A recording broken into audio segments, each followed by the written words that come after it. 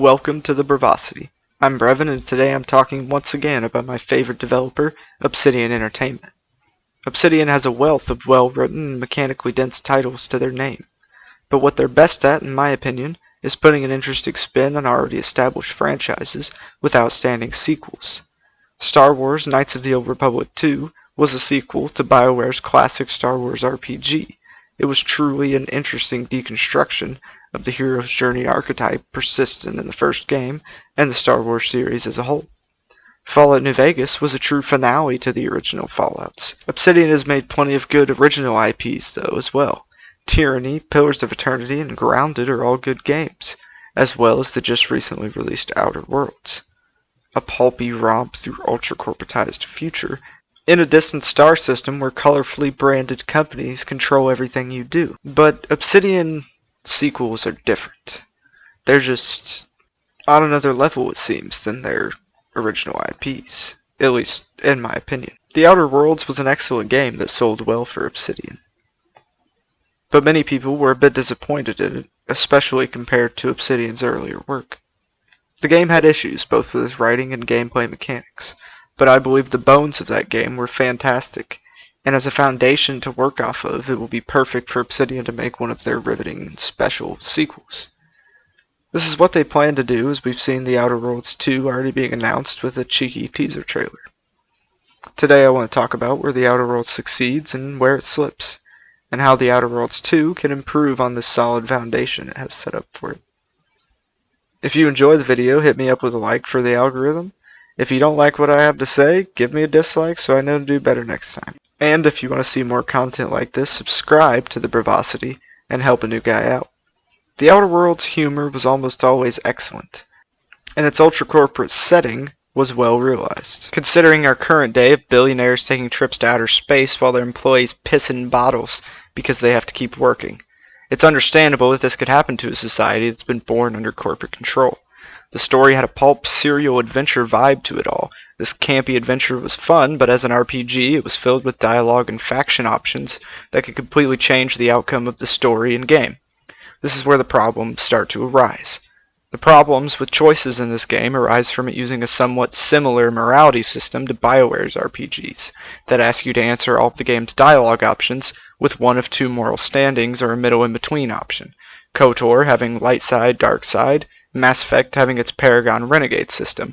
In the Outer Worlds, you have Corporate Stooge or Anarchist, with an option usually in the middle of these two. We see this in the first area of Emerald Vale, where you can either take the power away from the corporate-run town or the camp of deserters that ran away from the town, with another option to allow the deserters to take control of the town themselves.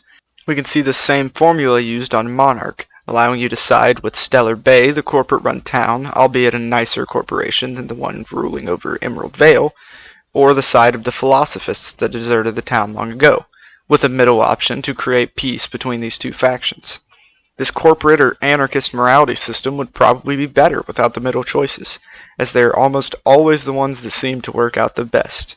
With The Outer Worlds 2, it would be great to see more options given, other than just the corporate stooge or anarchist archetypes, as well as making those compromise options we see be much more difficult to find, so we have reason to choose the other morality options. Although I do understand the importance of an underlying theme and question to answer throughout the game, I believe the answers shouldn't be so obvious throughout the entire experience.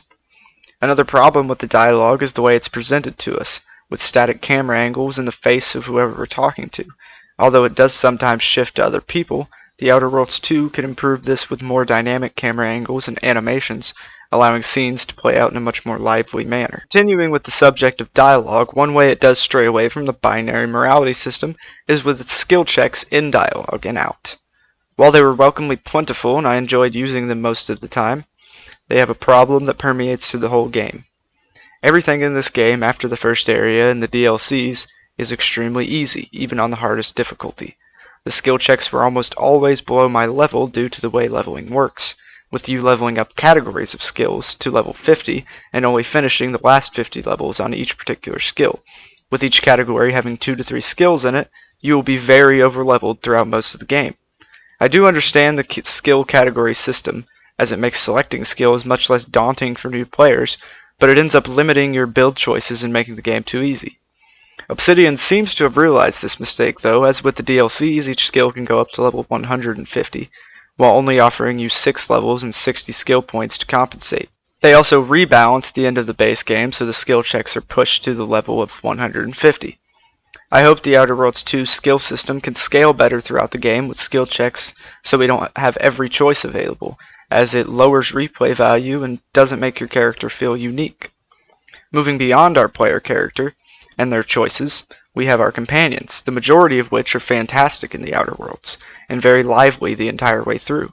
Playing through Mass Effect Legendary recently has made me realize just how much the companions in the Outer Worlds speak up in conversations, and while wandering. Each companion side quest was quite fun, but rather small and overall insignificant feeling on the whole, with the exception of Max and Parvati. I would love to see even more companions in the Outer Worlds too, and even more fleshed out side quests for each of them. The overall setting and art design of the Outer Worlds is excellent, with colorful landscapes contrasted with dank abandoned labs and decrepit towns of overworked and underplayed employees being contrasted with the colorful lights of the advertisements the companies they're working for.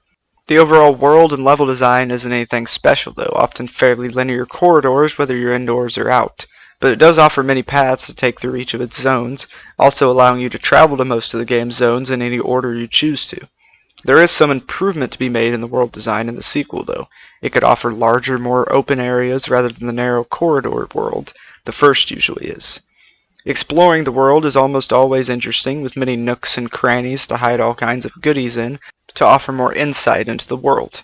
Key to exploring and interacting with the world in an RPG are skills, and in its environments and quests, the Outer Worlds offers the player many chances to use their hacking, lockpicking, stealth, or speech skills to enter areas otherwise inaccessible. This is something that the Outer Worlds does pretty well, but more paths to explore will always be a positive, and I hope we'll see areas much denser with options to take based upon your character build in the Outer Worlds too. The leveling system in the Outer Worlds provides a good feeling of progression to your character because of the paths it offers you through each quest and conversation, based upon the skills you currently have for your character. Although I've already discussed the issue of the game having the player outlevel the skill checks for the majority of it, undercutting the amount of impact your character build has on these paths. But hopefully the sequel can improve this. The perks are all pretty lackluster stat buffs that don't change the way you play nearly as much as something like Fallout New Vegas with its Cannibal or Black Widow perks. The Outer Worlds also has its skill perks though, giving a perk for every 20 levels put into a specific skill. This allows for dialogue and exploration skills to help you in combat when they normally wouldn't, as well as offering gameplay altering bonuses to all skills. Both of these perk systems are good foundations they could just do with some more interesting and game-altering effects, rather than just some extra health or carry weight. The most interesting and disappointing of the RPG systems in the game, though, is the flaw system. It is a wonderful premise giving your characters flaws like extra damage from certain enemies that you've encountered many times. But what you gain from taking a flaw is the lackluster perks we've talked about. So it isn't ever worth taking the debuff you receive from the flaw for these perks. The two best ways the sequel could improve on the flaw system would be to either make the perks harder to get and have more interesting effects, or to just force the flaw on you instead of allowing you to refuse it. Continuing with skills and moving towards combat, we'll talk about the game's 5 weapon types, 2 types of melee and 3 types of guns. 3 types of guns, being pistols, long guns, and heavy guns, all feel very distinct from each other, with each weapon bringing further distinction other than the Mark II and Ultra versions of each weapon, just being the same with higher stats.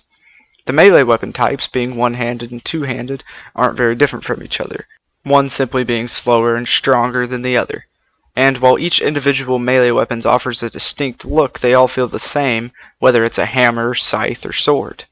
The science weapons are probably the most interesting weapon types in the game, each having unique effects like shrinking your opponent or turning them on their allies. They also have the interesting idea of scaling with your science skill. I believe the second game should of course expand the weapon roster, but also work to provide more distinct melee weapons and weapon types as a whole. I'd also like to see more interesting science weapons added. They could also add weapons that scale off of other skills, such as stealth, engineering, speech, or some kind of healing medical gun, further increasing the combat application of some of those usually non-combative skills. Lastly, let's talk about how The Outer Worlds 2 can improve the combat of the first game, which is considered by most to be the most mediocre part of The Outer Worlds as a whole. I believe its combat is actually better than most people give it credit for, but it's brought down by something that has continued to be a hindrance on the game, which is how easy it can be. This is due to three main reasons. The first being the brain-dead Bethesda-esque enemy AI that will run at you with a sniper or attack your companion who's across the room while you're hitting them with a hammer in front of them. The AI is just very simple: see an enemy and attack. This is something a lot of us are used to in RPGs though, and it's probably the smallest of the three main issues with combat. The second issue I noticed when playing through both the Peril on Gorgon and Murder on Eridanos DLCs. The enemies in both of these DLCs have heavily ramped up health, speed, and damage compared to the base game enemies, but I continued to easily take them out because they couldn't put a dent into my stockpile of 200 plus health adrenos I had accrued without much effort through the rest of the game. These items are scattered everywhere throughout the game, and their overabundance and ease of use means even with a low level in medical, you will never be in much danger in the game's combat encounters. The third big issue with the combat is the 3 ammo system, utilizing light, heavy, and energy ammo. This 3 ammo system facilitates the player using their best weapons that use each ammo types at all times, whereas in a game like Fallout New Vegas you would have to use lower tier weapons for lower difficult enemies, so you would still have ammo in your best weapons for the more difficult enemies. This ensures that the player isn't always using the same powerful weapons to blow through mobs and bosses alike. The Outer Worlds 2 could add more ammo types to make the game not only more challenging, but also giving the player more reason to use other weapon types, ensuring they continue to get variety in their combat. This, along with improved enemy AI and a better healing economy, could make combat much more challenging and thought-provoking on harder difficulties, which in turn will give larger stakes to the story moments that end in climactic battles. With these changes, more improvements, and that wonderful twist on the source material Obsidian sequels are known for, I really think The Outer Worlds 2 could build an amazing RPG atop this solid foundation the first game has built for it. I hope you enjoyed the video. If you did, give it a like. If you didn't enjoy it, give us a dislike so we know to do better next time. Comment down below with your thoughts on The Outer Worlds and its upcoming sequel, and subscribe to The Brevosity for more content like this. Thanks for watching, and see you next time here on The Brevosity.